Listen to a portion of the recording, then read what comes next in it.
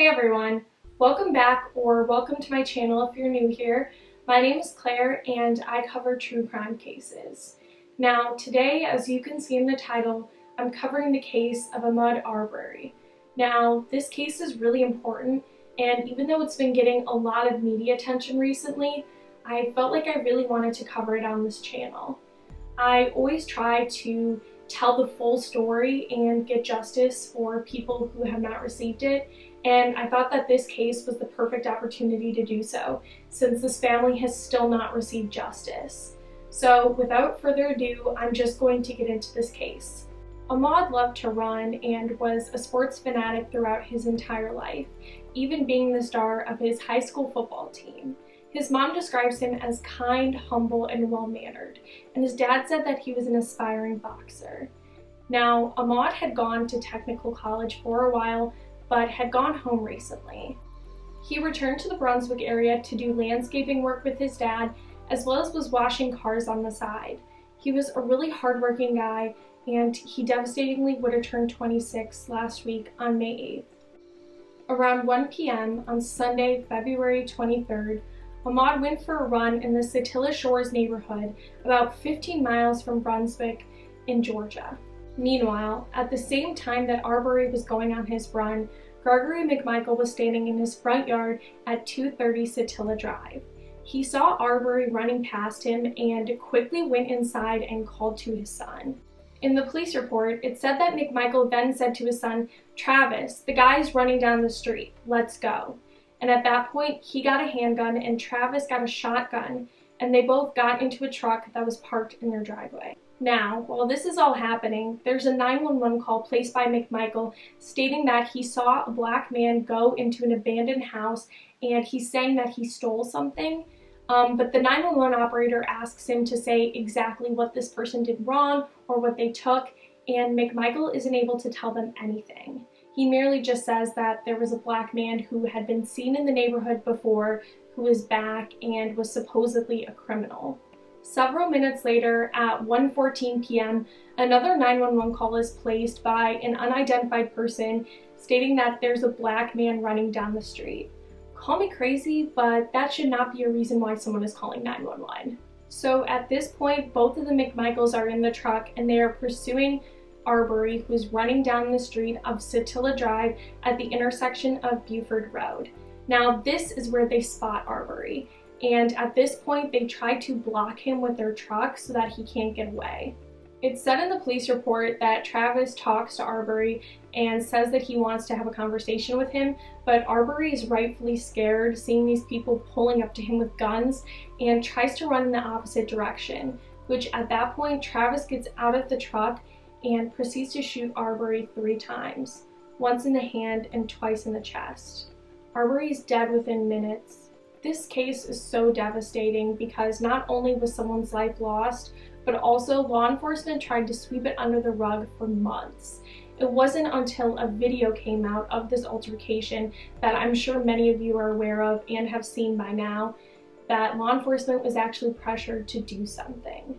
This footage is really disturbing in my opinion and always makes me cry every time I see it, so I'm not going to be inserting it here, but if you Google it, you can definitely find it right away. Now, while we're on the topic of this video, I feel like its origins and its intentions are really important to talk about here, because although I'm sure almost all of us have seen the video, I don't think we know the full story behind it. So I think it's important to know that this footage was not released by law enforcement. It was released by a private defense attorney for the McMichaels. This attorney's name is Alan Tucker, and he had actually given this footage to a local radio station in Brunswick called WGIG, and that is initially where this footage was leaked from. Tucker leaked this footage to the radio station because he believed it would help his client's case, apparently, but I don't understand how he thought that that would help his clients when it clearly shows them shooting an unarmed black man for no apparent reason. I think if anything, it hurts their case and just shows the brutality of the crime. As for the true origins of the video, it has been released in the past few days that William Roddy Bryan was the one who shot the video from his car. Now, he's been doing a lot of media interviews lately, and I'm sure you've seen them all over, but he's basically stated that he was at his house and he did not know that this altercation was going to take place, and he heard a commotion, and so he drove over to where it was happening and recorded the video. He claims to have had no involvement and that he doesn't know the McMichaels, that they didn't plan this, there was no conspiracy, but I find that very hard to believe. He's also said that he's gotten a lot of threats recently. Well, I find it very hard to have sympathy for someone who watched someone get shot in cold blood and did nothing about it. It's really sickening for me to know that someone just sat there idly, didn't call 911, didn't do anything, didn't even try to assist him after he was shot. He didn't even try to help Arbery when he was just lying in the road. He did nothing. He sat by and let this happen. So I find a lot of his claims of innocence really unfounded and hard to stomach. Law enforcement and the Georgia Bureau of Investigation seem to be agreeing with me on this, and they're actually investigating Bryan for possible involvement, which I think is a much needed step in this case. While we're on the topic of different videos that have been released, there has been another video released very recently in the past few days that show Arbery in the house that's under construction, just looking around for a few seconds before he leaves and continues on his run. Now, I don't understand why anyone thinks that this shows him doing anything criminal or worth a citizen's arrest. There is no evidence that he ever took anything from this house or did anything other than trespassing on someone else's property, which is not a felony and does not warrant vigilantes going after him. Now, the McMichaels claim that their actions are completely justified under Georgia's citizen's arrest law. Now, what is Georgia's citizen's arrest law, you might ask? Well, basically, to simplify it, I found out that it means that a citizen can arrest another citizen without being a member of law enforcement if they have direct knowledge of or have seen a crime committed. Now, this does not seem to be the case with Arbery. There was no knowledge of any crime he had committed, and he hadn't done anything wrong that day. He was just going out for a jog. So how could this be a citizen's arrest? It's worth noting that there were no stolen goods found on Arbery's body. He hadn't taken anything with him when he had walked into that house. He hadn't even done anything there except looked around for a few seconds. So how could he have been committing a felony? The citizen's arrest law here seems to be a cover-up for their horrible actions that day. I feel like they thought that just because he may have resembled someone who might have been breaking into houses in their neighborhood, that they were justified in hunting him down and killing him. It's hard for me to understand why people would even think that the citizen's arrest law is applicable in this case. There was no crime committed, and there was no evidence that Arbery had done anything wrong. And even if he had done something, which he hadn't, there's no clause that says that people can shoot someone if they think that they've committed a felony. This is just a complete overuse of force and a completely unnecessary targeting of someone who is doing nothing wrong that day. Also, although I feel like this has no place in this discussion and shouldn't even be brought up in this case, I do need to address Ahmaud's criminal record because people on the defense of the McMichaels have stated that this might have been reason for them to have gotten aggressive with him, so I do need to address this. So in 2013, Ahmaud did bring a gun to a high school basketball game. However, he didn't harm anyone or use the gun at all. He merely just had it on his possession. And in 2018, he was arrested for a minor shoplifting charge, which again isn't a violent offense, and he didn't hurt anyone in the process. So I don't understand why people on the defense are saying that this might have caused the McMichaels to feel like he was a criminal and could have done something to them. Even though this bogus defense gets me really angry when I think about it, nothing gets me angrier than when I think about how poorly this case was mishandled. There were no arrests within the first 2 months of this case, even though it was very clear who had done the crime and what had happened. This is all because Brunswick DA Jackie Johnson instructed authorities not to make any arrests immediately. This was a ridiculous call. I think that they should have been arrested right away and apprehended for their actions. However, months went by and this case was not getting the traction it needed. Especially with everything going on in the world, I believe we wouldn't have seen movement in this case had that footage not been released and so many people had cried out for justice for this family. Now let's go back to Jackie Johnson for a moment, who was the initial DA on the case. Now she recused herself from the case within a few days of it happening because she did have a personal relationship with Greg McMichael, who was the assailant's father who was in the car. He actually was a detective in her office, so they had a very close relationship, and so she did turn over the case to a second DA. Now Johnson passed the case to a second DA who was named George Barnhill, who was the Waycross Judicial Circuit District Attorney. However, Barnhill had a pretty big conflict of interest as well. His son had a pretty close relationship with Greg McMichael. They had worked together at the Brunswick Judicial Circuit for a long time together and had even investigated Arbery for a case, which made me wonder if Greg McMichael pursued Arbery because he recognized him from a previous case he had done on him, or if it was sheer coincidence. Either way, this DA should not have been handling the case with the relationship that he had with the defendant. However, he was hesitant to give up the case and only did so after Arbery's family stepped in and said that he needed to recuse himself because it was unfair. However, Barnhill really wanted to get these defendants off the hook and even laid out a defense for them. Now, I'm going to read the defense that Barnhill laid out just directly from my notes because I don't want to get it wrong, but I think we need to keep in mind that this is a DA writing this defense, and the DA's job is to prosecute the defendant. It's not to defend the defendant, and I find it really strange that he's working so hard to lay out a defense when he should be the one going after them. So I'm just going to read it right now, and let me know what you guys think below about that, but I think that it's really strange. So the defense basically says that 1. The father and son had solid first-hand probable cause as civilians to detain Arbery. 2. They apparently sought only to, quote, stop and hold this criminal suspect until law enforcement arrived, end quote. 3. Arbery's, quote, mental health records and prior convictions, quote, explain his alleged aggression. 4. McMichael was allowed to use deadly force to protect himself. And 5. Arbery may have shot himself while fighting for the shotgun. He also said that, quote, there was insufficient probable cause to issue arrest warrants for the McMichaels.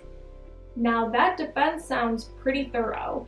I don't know if he is being hired by the McMichaels to say this. There is no evidence of that. But wow, that sounds like something that their defense attorney would come up with. And again, really strange that the DA is the one writing this. Now, after Barnhill recused himself from the case, which he should have done a long time ago and right away, in my opinion, they appointed the third DA to the case.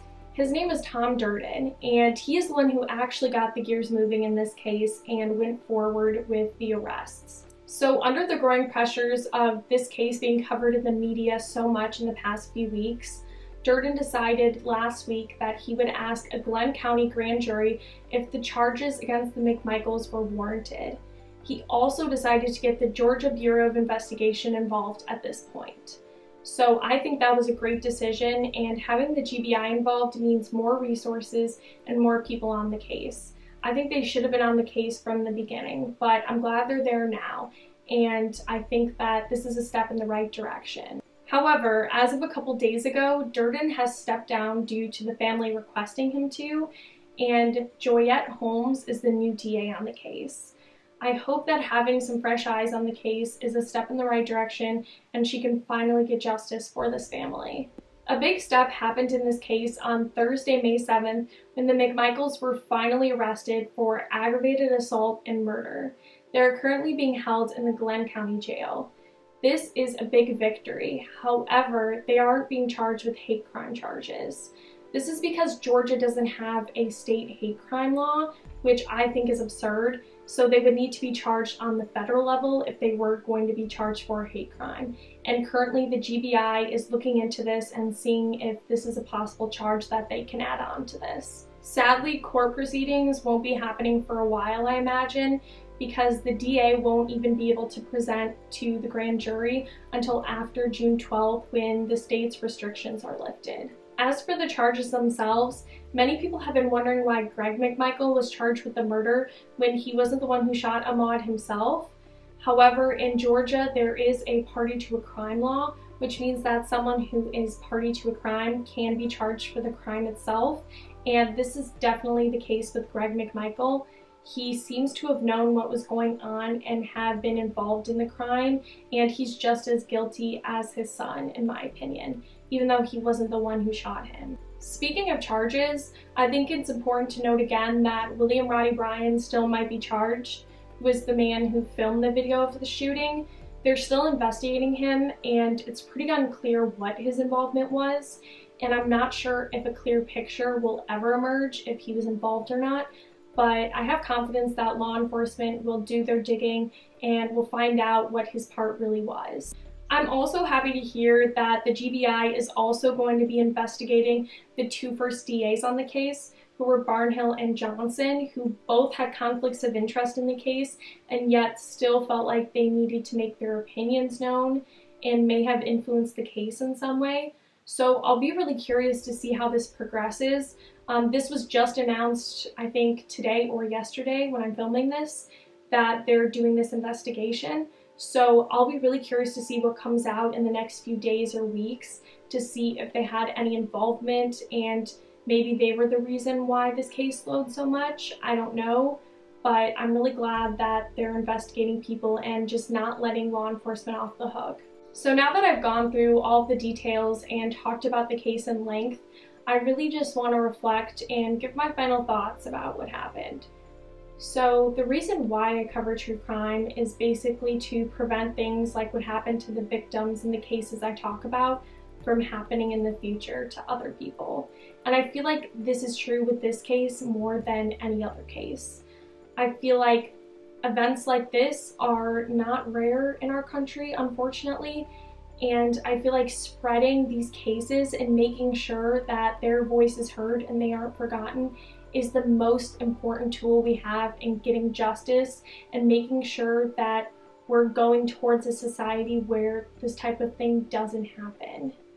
Now, I know people are really sensitive about this kind of stuff, and I don't want to offend anyone, but on the same token, this was a case about race. I do truly believe that this was a hate crime, and I do feel like Arbery was targeted for the color of his skin.